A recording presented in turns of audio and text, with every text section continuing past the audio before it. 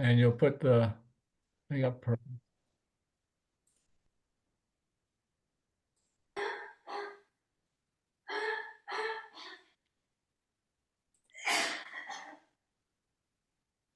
Welcome, those of you who are joining us.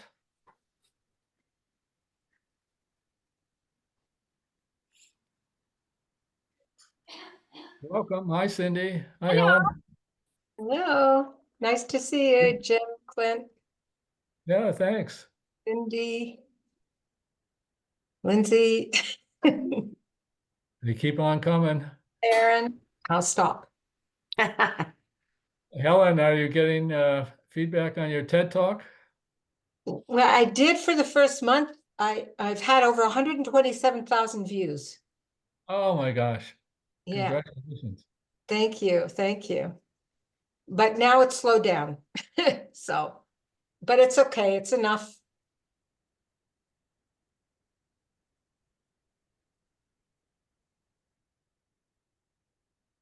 Well, we have a lot of people signed up for it today, so we'll keep it open for a bit. Hi, Ben. Morning. Yeah.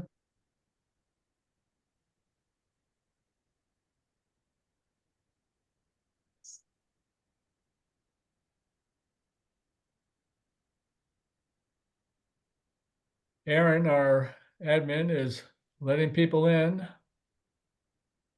Thanks for joining us.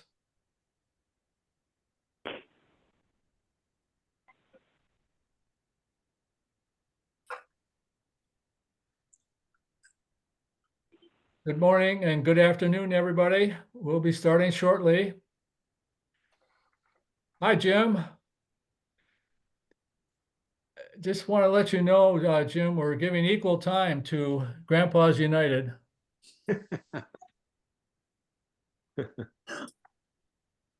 We're glad you joined us.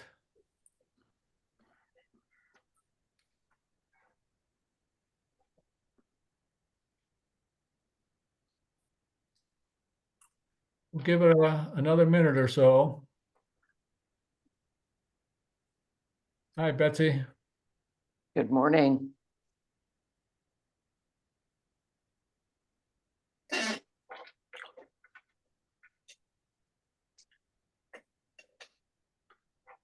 Aaron is admitting people, so we'll start in about a minute.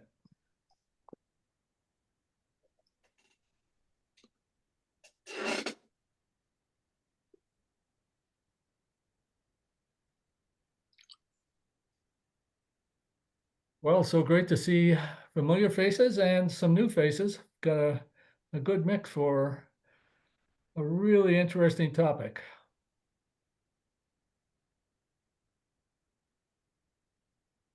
And given that you're all here, I think it's a good time to start. So thank you. Good morning, good afternoon. Thanks so much for joining us. We're really thrilled to have you with us today. While we're waiting for a few more, or maybe a lot more actually, to join us, please share in the chat your location, your affiliation, your email or LinkedIn profile if you want to connect, because that's the benefit of these meetings, getting to connect with other people, and your expectations for today. My name's Jim McGinley, and my role with the Encore Network includes involvement with our Program and Engagement Committee, as well as co-lead with Clint Wilkins, our Intergenerational Affinity Group, which is one of a number of our Encore affinity groups. Our mission with the Encore Network, for those of you who don't know us, is that we're a coalition of leaders who champion the civic, social, and economic contributions of people 50 plus by creating community, stimulating learning, and inspiring action to transform the Encore stage of life. Our Intergenerational Affinity Group is a self-driven forum of the Encore Network, and it's composed of network members dedicated to linking the generations to create a better future for all. Our affinity group is excited to bring this program to you today. Aaron, if you could put up the next slide, please. So just a couple things to start. Please mute yourself. Imagination. Yes, please mute yourself. Use the chat for questions and comments. And we'll send a recording, slides, chat, and resources in a follow-up email. So today our focus is on an interactive discussion and engagement with Dr. Lynsey Farrell, co-founder and executive director of the Grandmother Collective. The Grandmother Collective is a global nonprofit dedicated to elevating the role of older women or grandmothers as key contributors to social change. By collaborating with organizations and individuals, the Grandmother Collective amplifies the critical role of grandmothers in fostering intergenerational community and family development. Lynsey's career spans work with youth, international development, and urbanization in sub-Saharan Africa. She's worked with Ashoka on various projects. She and I share a common involvement with Ashoka, a 40-year-old organization that has a vision of everyone a change maker and founded the social entrepreneur movement.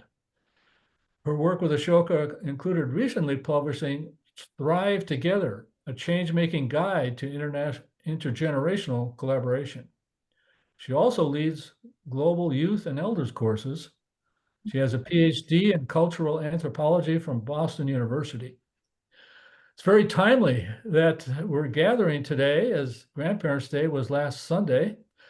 So hopefully all of you grandparents are celebrating and being celebrated all this month. Our agenda is first, we'll hear from Lynsey for about 20 minutes, and then we'll open it up for questions. Please put your questions in the chat and at the bottom of the screen, and we'll get to as many questions as we can. And then we'll wrap up with a few announcements, including highlighting upcoming network events. Now, it gives me great pleasure to turn the program over to Lynsey. Lynsey, take it away. Thank you so much, Jim. Hi, everyone. I am joining you today from Philadelphia, Pennsylvania. I wanted to thank Jim and Clint for both inviting me to come and speak with you all. And also, I wanted to note that Jennifer Hanks-Hilaire, my co-founder and chair of our board, is also here. So she might chime in to answer a few questions at the end if it makes sense. So today I'm going to tell you about a group of people, a growing movement of older women around the world who are driving change. I recognize this community knows about aging and anti-ageism and knows very much about work that's being done for older people, mostly in the US, but around the world. And so I'm coming today to speak specifically to what grandmother movements globally are teaching us about social innovation and social change. And this group in particular, a group of older women everywhere, is what we just heard in an earlier meeting this morning, maybe the best kept secret in social change, trying to understand what roles older women specifically and uniquely can play. So just quickly, Jim gave a very nice intro to me, but I'm going to try to put a little bit of flesh to why this woman who's sitting before you, who may be clearly not a grandmother, but you know, I could be a grandmother, I guess. I have a 7-year-old, is doing this work around grandmothers. So as he said, I'm a cultural anthropologist, and I grew up in a big suburb outside of Phoenix, Arizona, pretty far from my extended family. I saw my grandmothers on some holidays, but we didn't have much connection in between. And to compensate for this, my parents focused on building a community for us in our new home. Most of this happened when they joined with other families to start a community theater, which was heavily influenced by a man named David Woe, who was a visionary focused on making arts and theater accessible to young people and to everyone in the community. We traveled to nursing homes. So at a very young age, I was performing in front of older people and to community events to sing and to perform. And I can say that his commitment to breaking boundaries around accessibility shaped my very early understanding of human connection and what we need to belong. And so I've always been really interested in human diversity. And I discovered cultural anthropology. I could not believe I could ask these questions about humanity when I attended college. And this took me on a journey across the world. I studied abroad in Zimbabwe and then lived for many years in Kenya, where I worked on my PhD and then worked on, as Jim said, social innovation projects across sub-Saharan Africa around youth livelihoods and youth employment.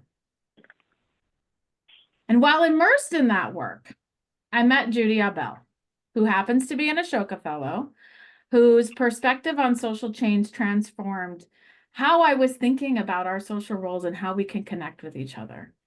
Judy saw that addressing deeply ingrained cultural issues, from harmful practices like female genital cutting to other systemic gender inequalities, required intergenerational collaboration. Change, she argued, couldn't come from solely focusing on the most affected by these issues. Instead, it needed to involve the wisdom and authority of older women within communities. And so she has been working for almost 20 years in rural Senegalese communities where grandmothers have the respect and sacred power to influence an entire community and that makes them critical levers for change. She brought grandmothers along in these rural Senegalese communities, which continue to see female circumcision, or what sometimes people call female genital mutilation, and early forced marriages. She's brought them along as co-leaders in these communities. And where she has worked, the number of grandmothers and mothers who believe that something like female circumcision is obligatory has dropped from 90+% of people who believed it was obligatory to single digits. It's incredibly effective to work with older women to make what seems to be an unsolvable, intractable problem solvable. When grandmothers in those communities were educated on human rights and reproductive health and the importance of girls' education, they ensured these messages spread throughout the community. Time and again, we see this play out. Older postmenopausal women wielding significant influence in communities. For instance, in organizations like the Barefoot College, they train grandmothers as solar engineers, knowing that these women will bring their knowledge back to some of the most off-grid communities in the world, making widespread economic impact. Similarly, you've probably heard, maybe you haven't, but if you haven't, of the Friendship Bench in Zimbabwe, which emerged to tackle a national mental health crisis by training grandmothers as cognitive behavioral therapists, who in turn helped to alleviate depression and loneliness in their communities. They leveraged a social role that was already important, the revered role of grandmother and auntie, and put them in public spaces where mental health support couldn't be stigmatized. This dynamic is not limited to one region. In Washington, D.C., HelpAge USA has adapted the Zimbabwe model to address mental health challenges caused by inequality and isolation and has started their own Friendship Bench in communities in the Southeast D.C. region. In Oregon, Grandmas to Go connects grandmothers with families who lack intergenerational care, some of the most at-risk families that do not have access to extended families to be able to support their efforts. In Hemphill, Kentucky, Eastern Kentucky, Appalachia, grandmothers are focusing on creating pathways to economic opportunity for young women, combating a population decline that's hollowing out their region. They're seeing double-digit population decline in Eastern Kentucky and most of Appalachia. And here in Philadelphia, where I sit, we have a growing group of grandmothers who are focused, this is Gigi, who are focused on addressing the roots of urban violence by advocating for educational reform that emphasizes literacy and cultural understanding. Here in Philadelphia, 30% of our children in the Philadelphia school district are reading at grade level, meaning that 70% are not, and our grandmothers are trying to figure out how to get to the root cause of that. So in a world obsessed with youth and individual success, we've been conditioned to see leadership through a top-down, solitary, one leader at a time mode. And we are also more segregated, more lonely, and more apathetic than ever before. So we really, at the Grandmother Collective, see grandmother leadership, grandmother modes of change, grandmother ways of building movements as a pathway, not the singular solution, but a pathway to building more equity and more inclusion and more and a place where more people can thrive. These women are more than just caretakers for their grandchildren. They desire to be community grandmothers. They want to extend their love and empathy and wisdom to support not only their families, but also their communities. And grandmothers use what we call, and we call it this based on conversations and analysis and talking to older women from across the world. We call grandma magic, a blend of wisdom and cultural knowledge and empathy and even spiritual power. In many communities, older women are sacred. And sometimes they become witches and other things because that power is so powerful. And with the right visibility, support, and interconnection, we want to inspire even more older women to embrace that potential. So what's our approach? So what is the Grandmother Collective? We're a global membership of groups and organizations that are showing how older women are uniquely positioned to drive change. We are focused on narrative shift. How can we change the way we see and value the roles older women play? It is not uncommon for us to hear from older women that they finally feel seen and that they finally feel through our work that they recognize that they have a greater role that they should be and can be playing. One woman was telling me how older women shrink physically, but also they start to feel like their communities and their social roles and their social connections are shrinking too. Like this is how she was saying it to me. So we want to blow that back up and change that narrative because it's not true. Second, we're really thinking a lot about collective impact. How do we support both individual efforts and leverage them for collective and systemic change? We also focus on connection and learning. How can we provide spaces where older women from everywhere in the world can learn and connect and feel a sense of belonging? Our community includes women from all over the world who feel seen and heard and we want more to join us. So we're launching organizing committees and recruiting new member organizations and creating learning opportunities and building evidence, because nothing in social impact and social change works without there being evidence, and creating evidence to support the power of older women. You may not be surprised to hear that much of the research and data on older people lacks a gender lens, but we are here to change that by focusing on women helping women. And I recognize, I'm so glad that the Grandpa United group is also here, because we often get that question, where are the men? They support us, they're grand others and they're allies in the work, but there's something very specific and unique about the way that women organize. And so we're not letting that be diluted in the work that we do at the Grandmother Collective. So let me share more of these global movements to show how women are organizing around particular cause areas. We see grandmother movements in democracy. Now there's more recent movements like the Polish grannies who were protesting government overreach and defending civil rights a few years ago during that country's election. The Badass Grandmas, that's that group at the top here.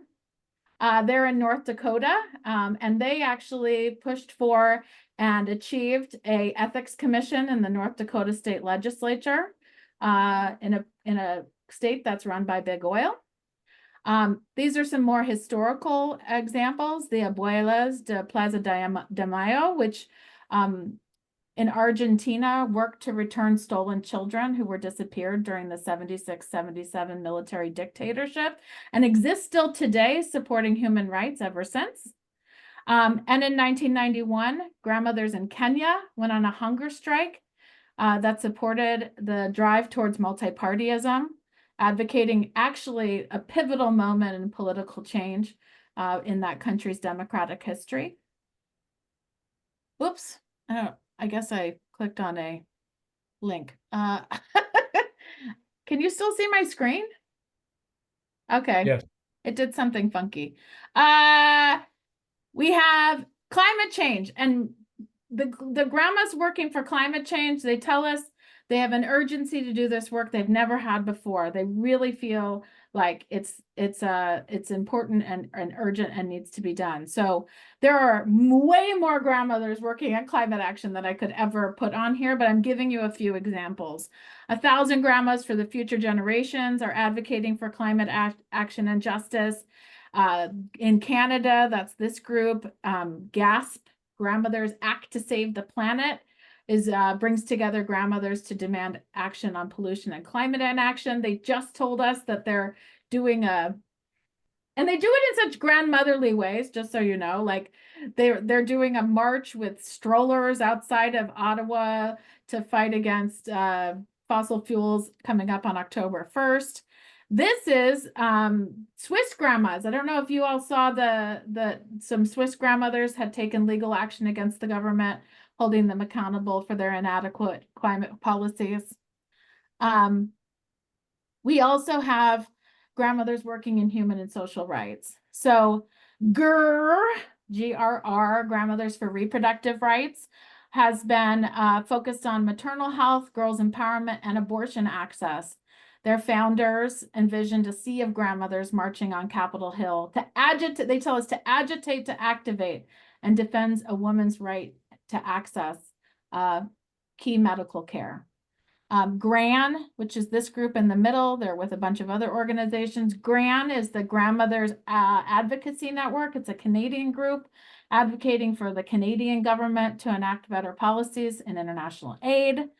Grandmothers Against Gun Violence, now moving national, fights for a future where children where access to guns is regulated and protected. Grandmother movements are a force unlike any other. They use cultural wisdom and resilience and deep commitment to care for their communities. And I want to just close my little montage of grandmother movements with a really powerful example of the Grandmothers to Grandmothers campaign, which was started in Canada by an organization called the Stephen Lewis Foundation. When HIV/AIDS ravaged East and Southern Africa, it was grandmothers who stepped in to pick up the pieces, right? Overnight, they'd have 10 orphans or 10 grandchildren living with them. All of a sudden, they were housing and feeding and clothing and schooling the children that were left behind by HIV/AIDS. They became the caregivers for orphan children, ensuring their basic needs were met, and they also pulled their communities together. But they didn't do it alone. So grandmothers in Canada, through the Stephen Lewis Foundation, were mobilized to organize to support them. In a time, and it's still pretty similar to today, when older women were not seen as something to invest in or to give funding support for, the grandmothers in Canada started to raise funds and show solidarity. They formed their own groups, they started fundraising campaigns, and funneled that to grandmothers in need through the Stephen Lewis Foundation. What's remarkable is that these grandmothers on opposite sides of the world organized in ways that made sense to their own communities. Canadian grandmothers led fundraising events and engaged their networks, really, being practical and pragmatic about it, while African grandmothers focused on what they needed for their families and communities and asked for what they needed. And sometimes it's $5,000, sometimes it's $200. Like, small amounts of money have this potential for really big impact. And together they created a grassroots community-centered movement that spanned continents. This Collaboration is captured in a book called Powered by Love, if you're interested in really learning the story. And that tells the story of how these grandmothers built stronger, more resilient communities in the process. They showed that even in the most challenging circumstances, grandmothers move the immovable, which is the title of my talk here today. Their leadership is rooted in care, collaboration, cultural wisdom, and for us at the Grandmother Collective, we wanted to help reshape how all of us think about leadership and community transformation. So really quickly, what are we doing to support this work? We have a membership organization that we said it's made up of groups and organizations of older women driving change around the world. We have 31 groups today. We want it to be 100. My goal for the year is 60. So we're going to get there, I think, for my fiscal year. So I have some few months.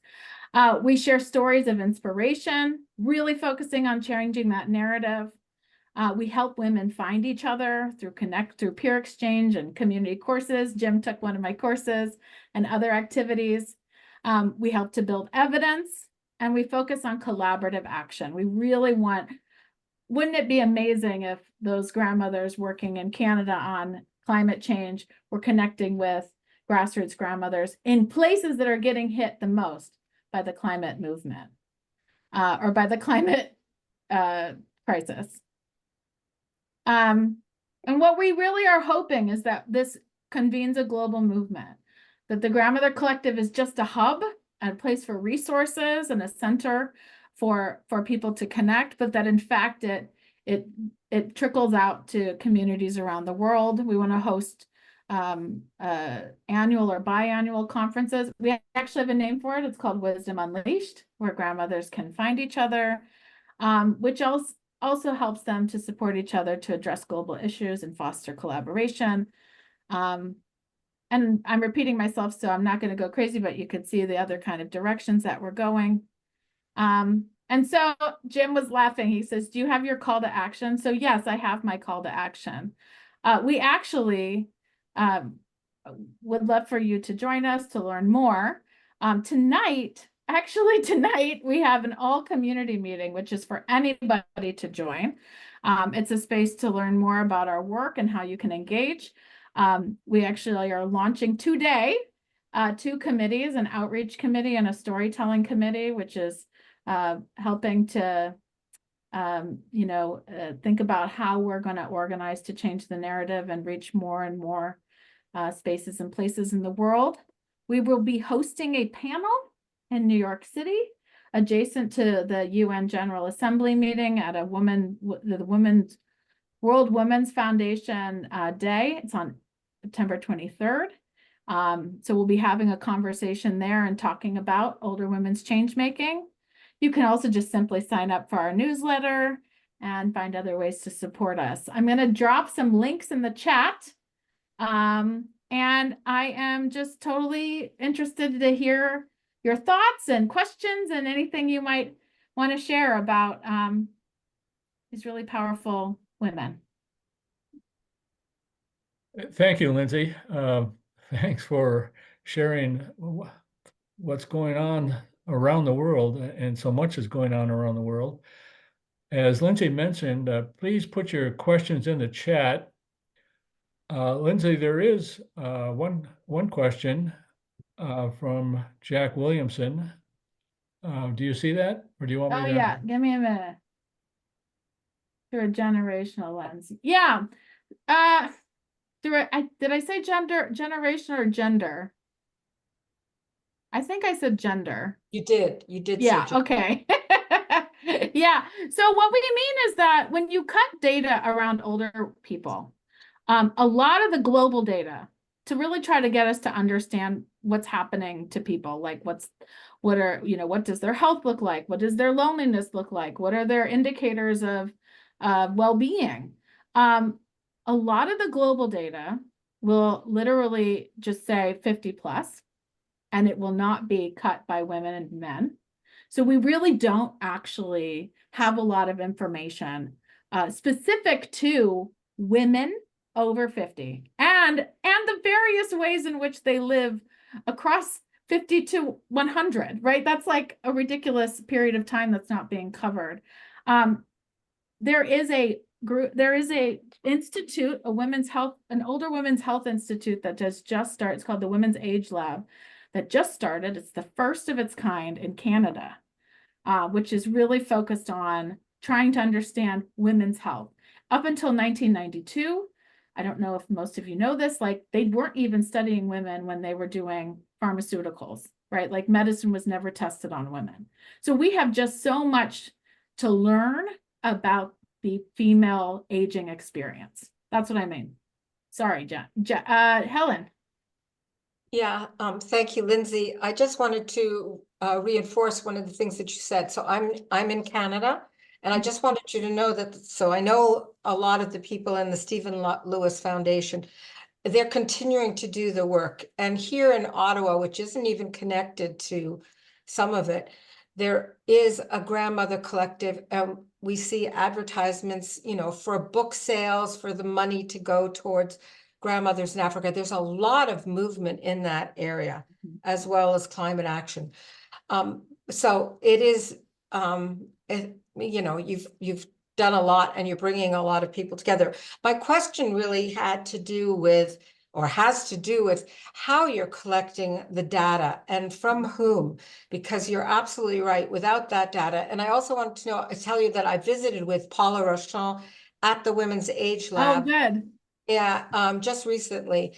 And they're doing tremendous work, especially when it has to do with arthritis, osteoporosis, I mean, and heart disease in women, because as you said, there's no data on that at all. So I'm curious about what data you're collecting, from whom, how's it put together, how can we access it or add to it? Like, Yeah. because I believe that it makes a difference. Yeah, so I will say, okay, great to hear that there's work being done in Ottawa with the grandmother to grandmother movement. It continues today. They continue to need support in sub-Saharan Africa, and I know it's an important part of a lot of when we connect with Canadian grandmothers, they're always so self-assured about like that their power in a way that you don't see in other places, because they've done this work for the last 20 years. In terms of the Women's Age Lab, we had a symposium in May, and the Women's Age Lab, it wasn't Paula Rochon, but it was someone else who joined us. Our goal will be to support research efforts around grandmothers in social change movements.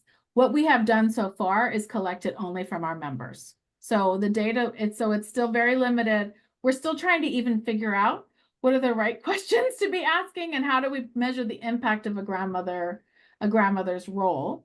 However, I will add, we know when we were talking to the Women's Age Lab, so far their access right now is still very North American and European, and they were seeing our global network, because we have a lot of connections in Africa, and we've got some groups in India and even way out into places. One woman joined us at 1 a.m. in the morning from Philippines, like, so that they themselves are trying to figure out how do we make sure it's as inclusive as possible. But I know it's just, we have so far to go. So we're really quite at the beginning of it, Helen, but that's a big goal for us to make evidence upfront and important. Yeah. Lynsey, Ben Manny has put a couple of questions in. Jennifer has responded to one of them. Can you see Ben's question? Yes, I'm going to answer the second question first. So does your organization also include older women who are not grandmothers? Yes. Well, so there's two things. We use the term grandmother as a title, a role, a social role. First, it invokes emotion, right? People feel something towards thinking about women in that role.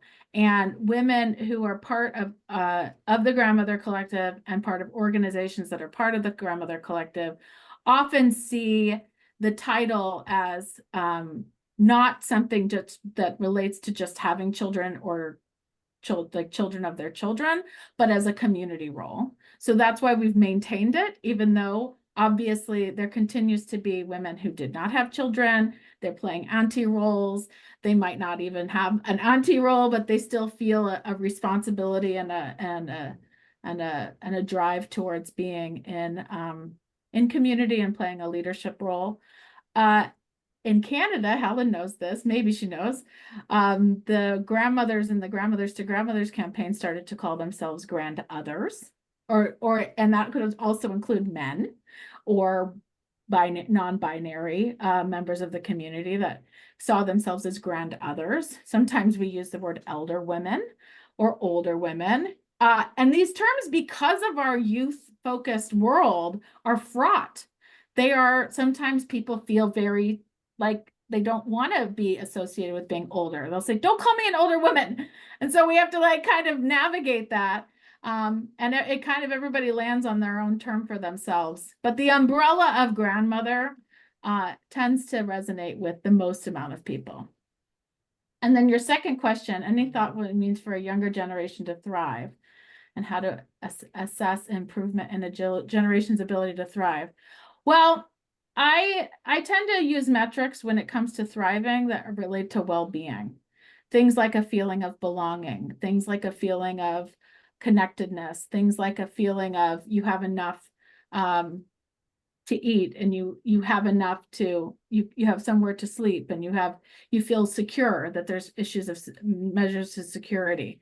And so, yes, it's really kind of a generic way to do it. But when we come down to measuring thrive, it comes down to things like metrics of well-being and metrics of social connection. Yeah, I could send you some, if you were interested, I really could send you some like frameworks for that. Go ahead. Go ahead. Yeah, to kind of expand on that, your answer was good. It was kind of focused on the individual and what it needs for the individual to thrive. But for a generation to thrive, I think it's both the community needs to be in a position that it's thriving, and the nation needs to be in a position where it's thriving. And the organization I work for, that's a similar goal. We basically are trying to inspire older people so that younger generations and future generations can thrive. And so we've kind of looked at it from that three group perspective, and we're puzzling on how to measure.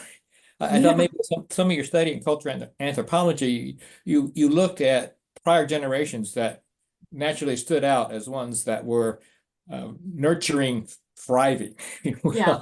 And how you would assess that. You look at what's going on today in our communities and our countries. Even though an individual might feel connected, might be connected very, very polarized. And that connection's not really.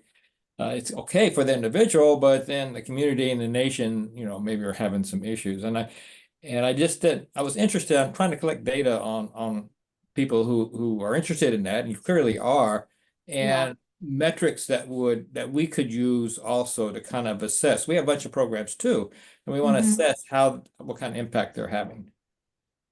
Oh, that's really interesting. And Ben, I think I would like to continue that conversation with you at another time, because I do think there is, I agree with you at the community national, like how do we assess and look at the big data? But that goes to Helen, who's collecting the data and who is it for?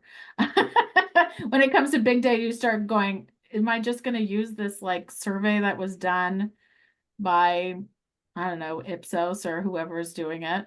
But oh my gosh, we should really pull together a group that is thinking about these things. Yeah, I'd love to talk to you. Just my email's in the chat, so just send me an email. We can hook up. Great, awesome. Hi, Jim. Jack.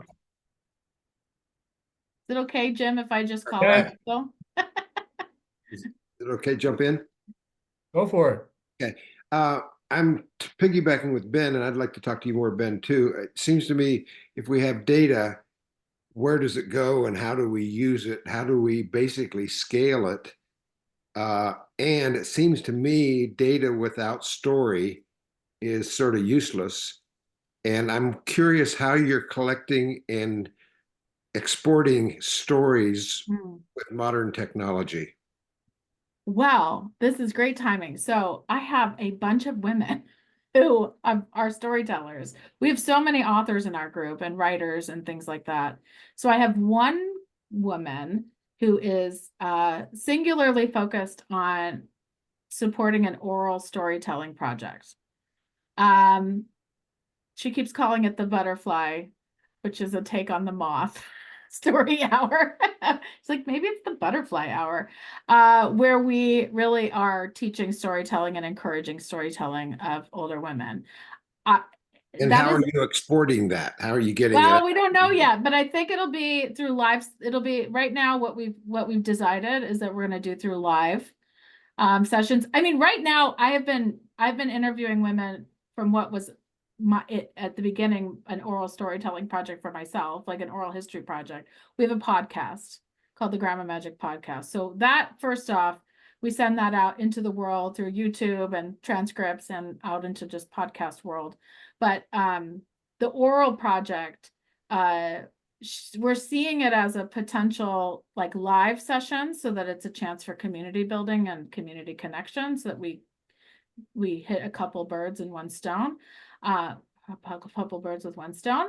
But we are also really been thinking about repositories, so like owning a database of stories and compiling them in our blog. I mean, it's like you have to figure out who's the owner. I know it just lives on the cloud and then there other people own it, but these are good questions. Are you doing much video exporting of video stories or just written stories? No, we haven't done video. We've done audio. Like I record my podcast just with audio. Is there a reason that you're asking that question? Starting to see in our area and the programs I'm working with, we're trying to capture the stories. Yeah. I'm seeing that a lot of places, like some of the retirement communities, are doing less than 2-minute videos of somebody just telling a capsulated of the impact of their story. Yeah. And on YouTube, people will watch a short video, but they won't listen to a long one. And I'm just wondering for myself, if you're finding a way to do that, I'm struggling to figure out how to do that myself. I mean, TikTok is like also one of those spaces. There's these crazy grandmas that have 1 million, 10 million followers on TikTok. And their videos. And they're all video, right? It's just all video. I think that's what people are connecting with, and it helps Yeah. get that data out in a different visual. Yeah. Yeah. Yeah. I mean, the anthropologist, like researcher in me is like, but I want the whole thing and I want I want the long story. But yeah, so no, this is things our storytelling committee are going to be tackling. Thank you. Yeah. Lynsey, it seems like we have primarily a North American audience here. Mhm. And in terms of getting started, your call to action laid out some things that people could plug into right away. Perhaps could you just retell the friendship bench story, because some people dialed in after you described that, and Yeah. what it takes to get that going in a community. Yeah, I actually just I was laughing because you messaged me about the friendship bench because you had heard about it on a Harvard call, and somebody emailed me this morning like, did you see this about the friendship bench? So it is probably the model for grandmother programming that seems to have the most legs, that it like seems to really resonate and be something that people feel would work in their communities more than any other. So Friendship Bench was founded by a psychologist, Dr.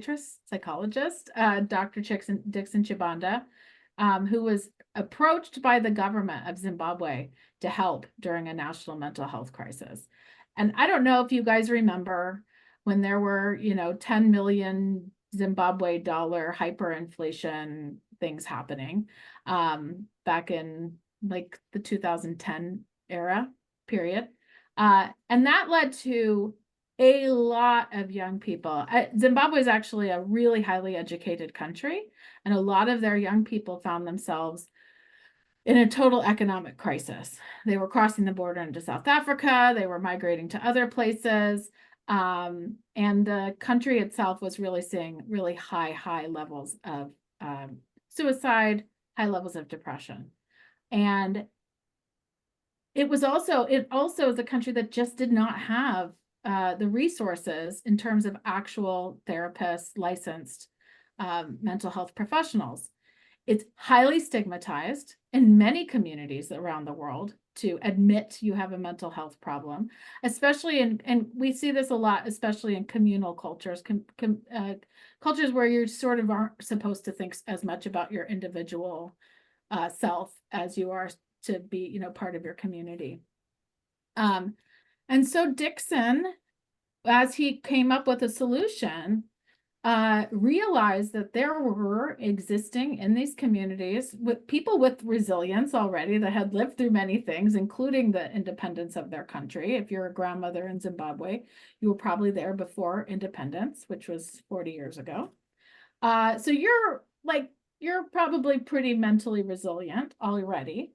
And he trained them with some really simple cognitive behavioral therapy lessons, grandmothers, aunties, and he put them out on benches in the community. So if you were connecting with a grandmother or an older, and they continue this today, but if you were connecting with a grandmother, it looked like you were having a conversation with a grandmother, not a therapy session, or really where you were admitting that there was a mental health problem. It's been highly successful, really highly successful, really pushed down those rates of suicide and depression. And he has been able to push this into more places. And so one of our other member organizations is HelpAge USA. They just got good funding for this. So they actually have been working with Dixon to implement it in Washington, D.C. in the Southeast DC neighborhoods. If you know DC, that's where it's a majority Black neighborhood, and its socioeconomic class is a little bit lower than the larger DC, a little bit, sometimes quite a bit, a lot of inequality in DC.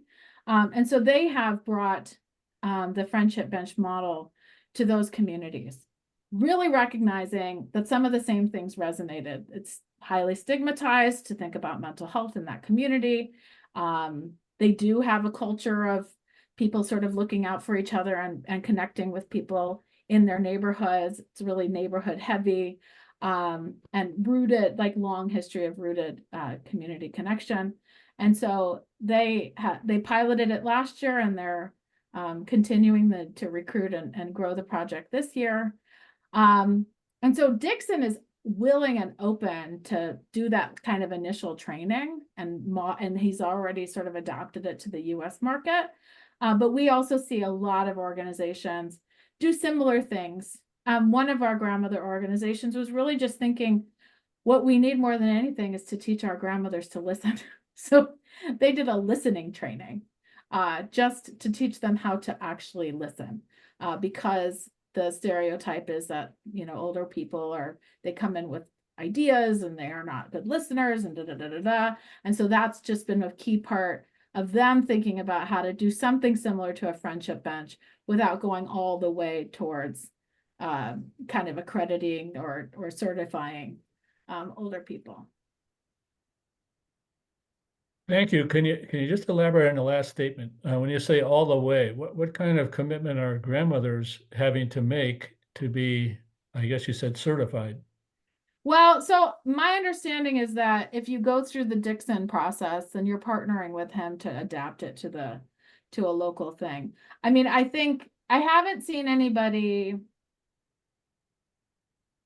It might be that I just don't know. Maybe Jen knows. Go through a different, like, a psychiatrist or psychologist, like, to have it be, you know, certified as adopting all of the best practices of mental health therapy, like to become full-fledged therapists. But that is what they've done basically in the DC project. They also implemented it in Costa Rica or somewhere else in the Central America. He's really kind of, he's spreading the model in many places. Great. Well, someone asked if you could put the link in for the Yeah. French. So that'd I be great. can. Okay, Jen will do it. Great. Other questions for Lynsey? I'm curious about something else that I've run across, I think, with an Ashoka Fellow in South Africa. Soccer or football. Oh, Can yeah. you describe that one? Okay, I'll describe that one. That's Becca Nsanwanisi. I'm not getting her name right. We'll put it in the chat. The Soccer Grannies. So they're actually a member organization as well. It's named after her. She in the mid 2000s. I don't know how to talk about 2010. What are we supposed the tens? Like I'm Sure. not sure what I'm supposed to say. It's not the aughts, but like right around 2010. Around the time of the South Africa, remember when South Africa held the World Cup, right? She was very concerned about older women's loneliness, which is a challenge also in South Africa, just the same as it is here. And you know, people don't stay near their natal homes anymore. South Africa is more urban than it is rural, so it is unique compared to other African countries. And that has led to an epidemic of loneliness amongst older women. So in order to combat that and also deal with physical health issues, she started to encourage grandmothers to play soccer and to join these soccer leagues, the granny soccer leagues. And they play soccer. They call it they're called, grandmothers in South Africa called go-go's. So they have these go-go tournaments where the grandmothers get out there, the kids get out because they just think it's so funny to like watch their grandmothers play soccer. And what it has been is an incredible boon for their health, right? So it's like reduced what was we were talking Jack, or no, it wasn't Jack. Somebody was talking about the metrics of well-being. That, I mean, it's actually markedly improved their health, reducing things like diabetes and heart disease amongst these older women who were predominantly sedentary because they live in cities and are not you know, out in fields working. It also, of course, has improved their connection and well-being. And they've actually been able to increase more intergenerational connection through it because the kids are also out in the soccer fields doing things. She's pushing at what it means to be a woman, and like girls do not necessarily play soccer. These women were not allowed to play soccer as children, and so they're out there doing it. And the best thing is 2 years ago or a year ago, 2023, they did a world granny soccer, what is it called? Soccer Granny World Cup. Soccer, yeah, a Granny World Cup. They're doing another one in April 2025, sorry, 2025. We're going to write about them this year in an article that we're putting together for Grand Magazine. There's a book about the soccer grannies written by a woman named Jean Duffy, who is on a older women's soccer club in Massachusetts. And they went to the World Cup. Like, it's become a whole way for older women to unite and connect with each other. It's like a small idea with huge ripple effects. Very good. Who knew? Who knew about the soccer grannies? I mean, they're amazing. Yeah. She's on TikTok. Becca's on TikTok. She like is pretty common, pretty much on TikTok a lot. Yeah. She speaks in like, I don't know, I think it's Bosa or something, but she's on TikTok, like talking to the young people. She sends me videos. I don't know what they're saying, but it's cute. Okay, last chance. Any other questions?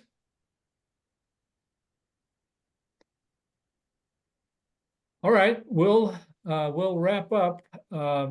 First of all, thanking you, Lynsey, for a wonderful presentation and exploring with us what's going on with grandmothers around the world. A couple of quick things for everybody. We have a special offer of a 10% discount to become an Encore Network member by the end of day on Monday. It'll enable you to get access to a number of benefits, including access to our affinity groups, peer consulting, which I'll describe in a moment, connecting to other members through our directory program, and various other services. So Aaron will put the link in for that. Aaron, could you put up the next slide, please?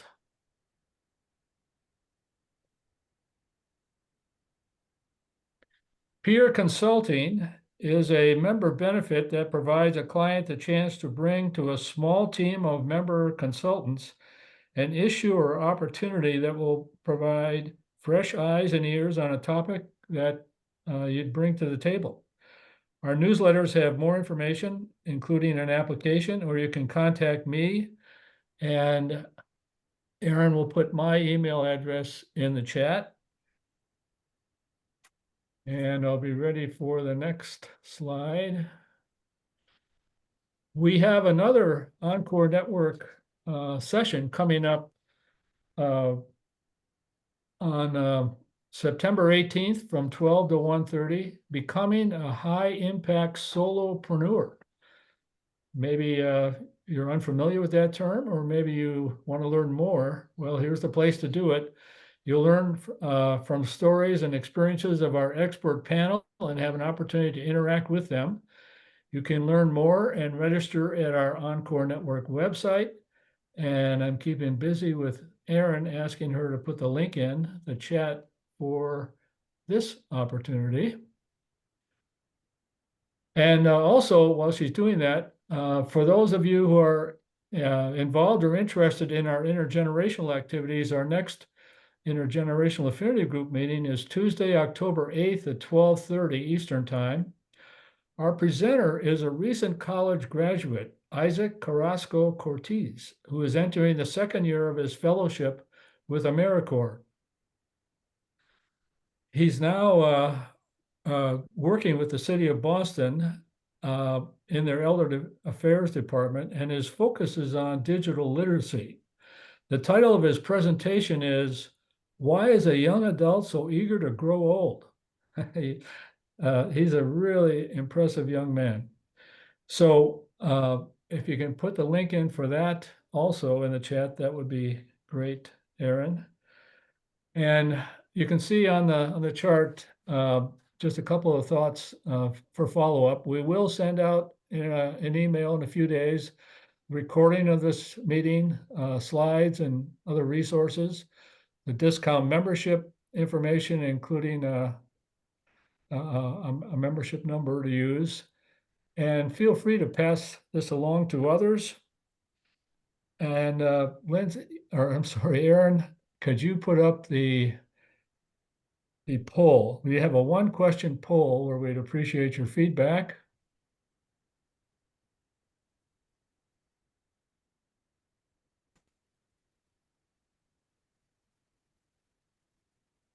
Erin is wonderful support and working her way through COVID to be with us today. So thanks for doing that, Erin. And please answer the question right away. And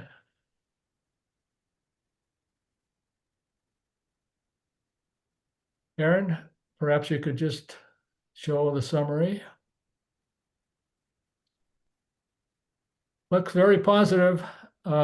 Thank you again, Lynsey, and thanks to all of you for participating in this active interchange, and have a great day.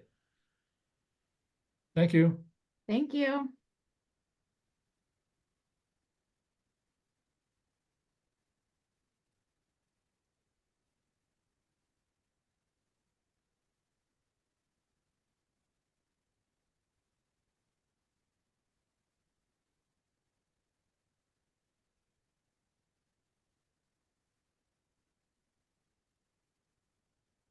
Hi, we're just meeting for a few moments to